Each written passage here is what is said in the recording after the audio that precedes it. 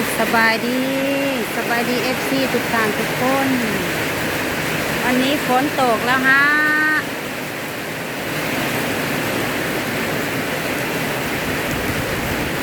บรรยากาศยามแรงฝนตกไปจุดขี้เหงื่อจักใหม่เมดหรือยัง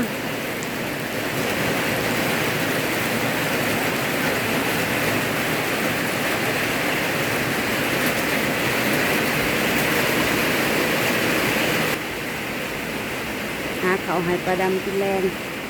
สิได้กินยาตรงเวลาง่อยคือกินเหี่ยแท้วันนี้ทำไข่น้ำให้กินซดน้ำ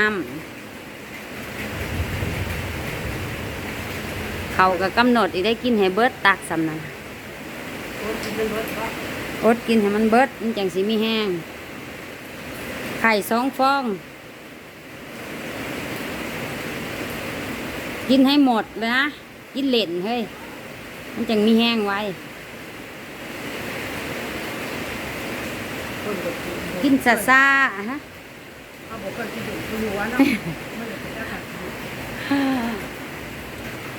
กินค่อยๆกินช้าๆว่าสั่นบ่ได้อาบน้ำเบิดมื้อนี่จ้าว่าสิอาบน้ำบ่ได้อาบซ้ำอาบเดียว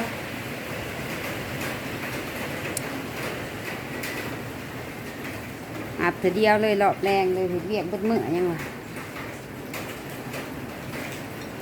เรียกเพื่อนนี่มันบ่ได้ธรรมดาเด้กำลังคิดว่าตัวเองสิกินยังน้อบัดนี้ก็มาคิดไข่เรื่องเตงแล้ว แต่ว่าแจ่วย่างอยู่ไอ้สิหาแนวกินกะกิ่งปลาดิปลาปลานวลเดี๋ยวสิดังไฟป้าก็เอาข้าวฟิตไว้เดี๋ยวสิอุ่นปิ้งไก่กินสิเป็ดก่อไฟไว้ก่อนพี่น้อง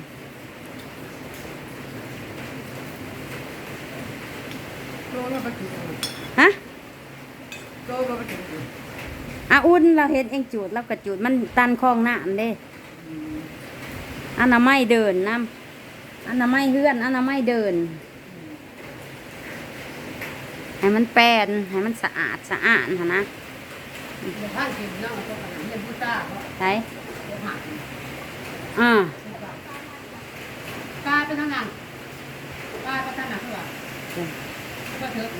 เป็นหาควายสาวหลังนะลงคลองตึกสะดุ้งกับปานวลยังบ่ทันมาฝนตกแนวนี้แห่งบ่จักทางมาว่าเถอะนะจะคุ้ยยังแล้วได้ยังไปอะไรตุ้ยจักคุ้ย3-4 ตัวตะไคร้ถ้าจับหลวงให้ดูได้จังว่า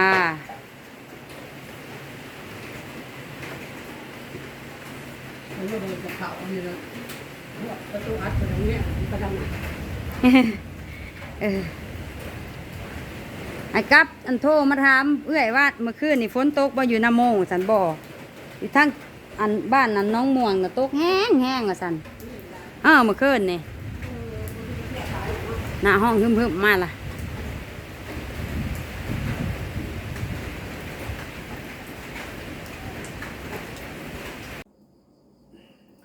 ทักทายสบายดียามค่ำคืนหน้ากับหน้าสดบริท่าเลยซังแป้งกับบริท่าเรื่องมากหน้าดำและหน้าขาวด้วยหน้าดำความเครียดนะเว้ยไม่ขี้มันข้างเจอแต่เรื่องเครียดนอนกับประดำ2 คน2 พี่น้องนอนด้วยกันนอนกับม่วนอยู่บ่เฮยม่วนแต่คือยังน้อยอยู่บ่ความรู้สึกโตกระมวลดูแต่มันเจี๊ยม่วนอยู่บ่เองบ่อยากม่วนแต่คือยังน้อยเด้เองโตเป็นม่วนบ่โอ้ยยามแล้วโตไปเต็มไก่เดี๋ยวแต่ยังน้อยโตก็ยังหวไก่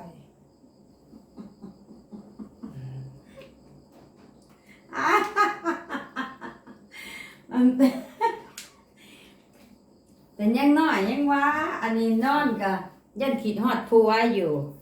บ่ ผู้ เลย เอื้อยนี่ บ่ได้คือบ่ได้คือดอกก็แย่ๆเป็นอยู่เบิด เห็นว่าโอ้ยให้มันม่วนคือแต่ยังน้อยก็มันก็บ่ม่วนแล้วนอนก็มันก็สมวัยนี่แหละ ให้มันม่วนคือตะกี้มันก็บ่ แต่อยู่น้ำพ่อน้ำแม่น่ะมันม่วนมีความสุข ก็แม่นั่นแหละมันก็ไปอยู่กันแล้วมันบ่ได้นํกันหลายปีนะ ให้ประดำอยู่น้ำแข็งแห้งจังให้เพิ่นเมื่อมี FC ถามหาว่าลุงเพียงบ่มาเบิ่งประดำว่าซั่น เข้ามาอยู่ ออกมาอยู่หั้นบ่ได้ถ่ายคลิป บ่ได้ถ่ายให้เบิ่งให้ส้มเนาะว่าอยู่มาบอกปุ๊ดๆเป๊ะๆแล้วก็เมื่ออืม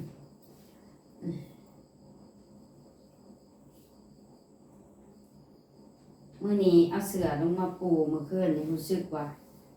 เสร็จผิดจักไปผิดท่าได้ประมาณยังเจ็บอยู่ เจ็บหากเจ็บแห้งเป็นมึนๆเฮ้ยเป็นมึนๆบ่กำลังเอ็นโตลงสินอนก็บ่แม่นกำลังคานเมื่อคืนเนี่ยพอห่มปูมันเมื่อยแล้วเนาะสิขึ้นก้าวเสือกะ ตัวคือเอายาหมองทายยิ่งมันเจ็บแบบมันมึนๆน่ะเด้อาจสิว่าเจ็บก็บ่แม่นพ่อรู้จักเจ็บนะเอาเสือลงมาปูที่นอนก็สิประมาณนี้ที่นอนยิบตั้งแต่เป็นสาวเฮียนยิบนะมันยิบตกแบบ มันเลยบ่เต็มเตียง ธรรมดานี่ความยาวจะ2 เมตรเนาะประมาณอุบัติเหตุบ่ฮอดอันความยาวแบบ ต้องเฮ็ดใส่ประมาณเตี้ย มันบ่ฮอดพอเฮ็ดความยาวกว้างๆ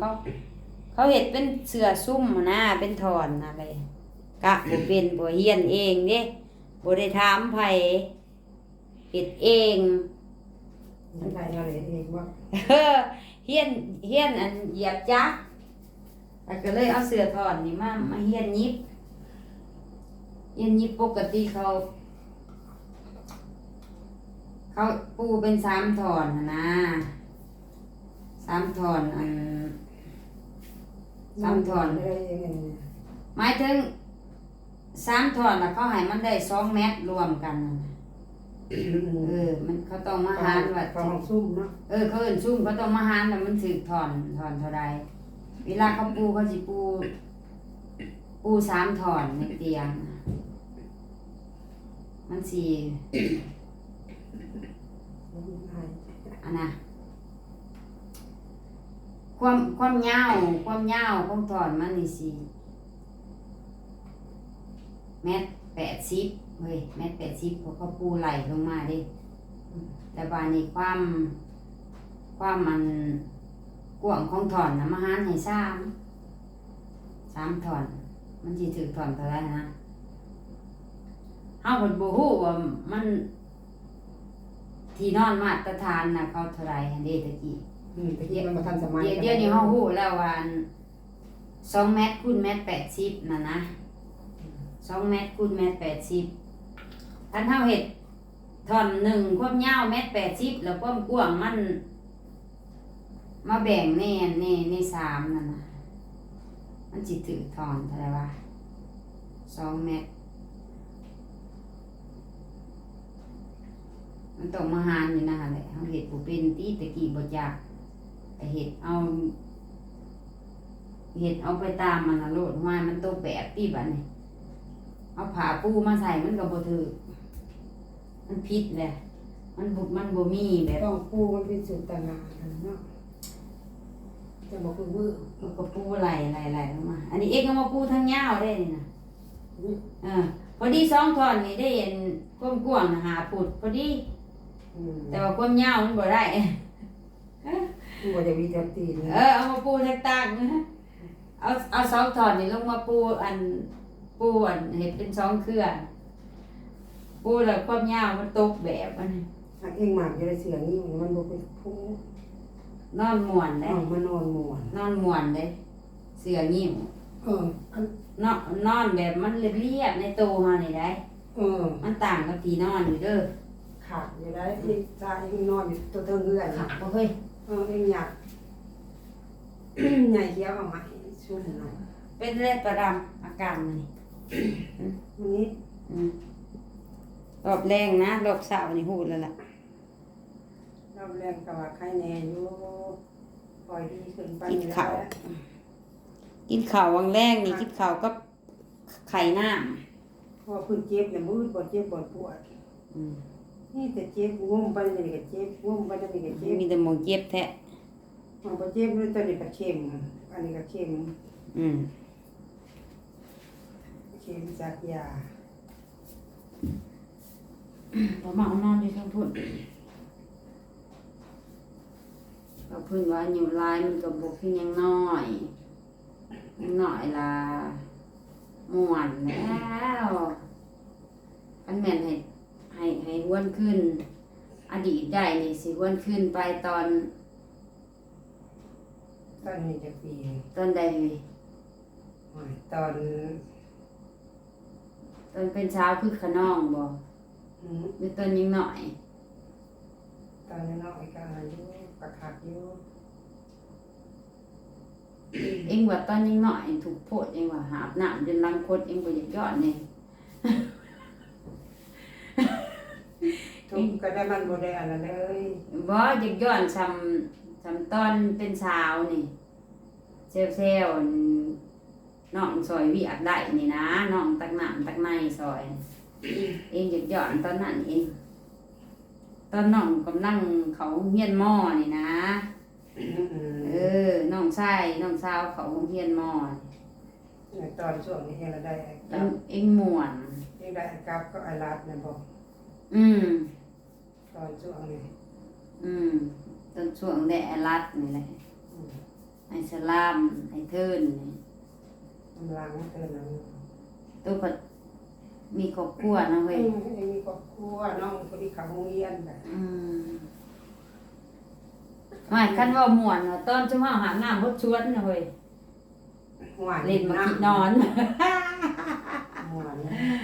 เล่นจนติออกคอง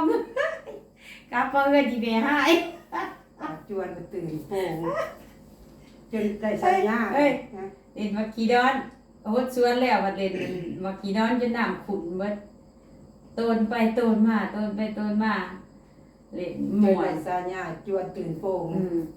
ตีโป่งแรง ตีโป่งพอลงอุ้ยลินตะเวนเตอพอได้ยาประคำ ตีโป่งแรงน่ะเล่นอยู่ท่าตัวนั้นวัดตัวออกข้องน่ะเล่นกับตัวท่าส่วนวันคุกตัวนั้นมันมีคอนอันหนึ่งน่ะมันมีคอนตันอันหนึ่งเลยน้ำมันเลิกมันเป็นคุกนะคะโดนตาดไม่มันม่วนติเจ้า นี่เชียโป่งพอตีลูกตีหลานเล่นปัจจุบันเมื่อตำโป่งเลยพอว่า ม่วนเนาะ ตีวานกับเบินเมื่อ เรากำลังโอ้ยเรากำลังจนโดนหลับพี่น้องขอจบคลิปแล้วเด้อพอกันคลิปหนาเด้อพี่น้องเด้อพอละเพิ่นน่ะเด่นน่ะ